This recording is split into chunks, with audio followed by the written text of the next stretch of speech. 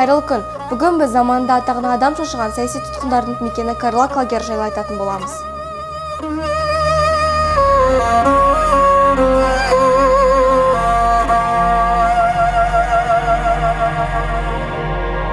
Карлаг мұражай жұмысының мақсаты тәуелсіз еліміздің тарихын ұлттық мүдде тұрғысынан қайтадан өз елігін өткізіп, кешегі қызыл саясат кезіндегі ақтаңдықтардың бетін ашып, мұражай экспозициясы арқылы шындықты көрсету. Карлаг басқармасының әкімшілік орталығы Толинг кентінде орналасқанымен, оған қарасты лагерлер ұзындығы мен көлденеңі 5 шақырымда жатқан орталық Қазақстанның аумағын тұтас қамтыды. Мұражайдың аумағы 3326 шаршы метрді құрайды.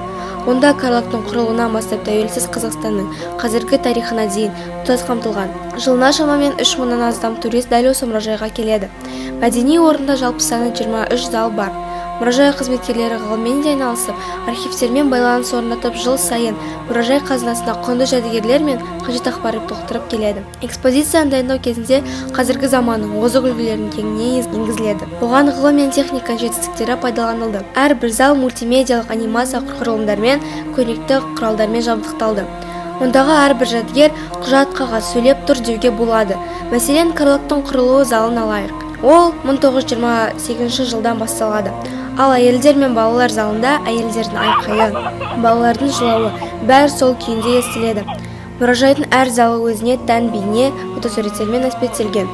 Өткен ғасырдың 20 жылдарынан бастап қуғын-сүргін ұлт зиялыларының басына түскен үлкен нәубет болды. Көбі ұлт болашағы үшін жанын қиды. Олардың еңбектері мен есімдері ұмытылмақ емес. Карлаг лагерінде алаш зиялылары, ғылым оқымыстыларының әйелдері де тұтқында болған. Карлаг, яғни Қарағанды еңбекпен түзу лагері ГУЛАГ архипелагы құрамындағы ең ірі азап аралы. Карлаг сталиндік саяси қуғын-сүргіннің адам айтқысыз айуандықпен жүргізілген назалы тарихы. Карагандинский лагерь сол 1931 жылдан бастап 1926 жылға дейін Карлаг болып келді. Музейге келгенде сол кездегі оқиғаларды сезіп, жан түршігерлік сезім пайда болады.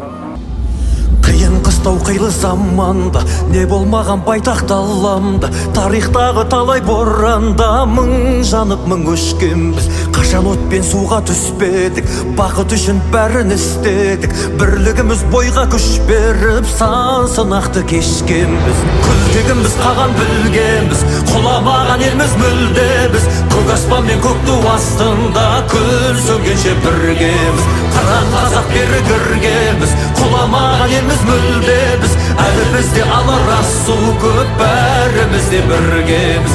Әлі бізде алар асу көп, бәрімізде біргеміз.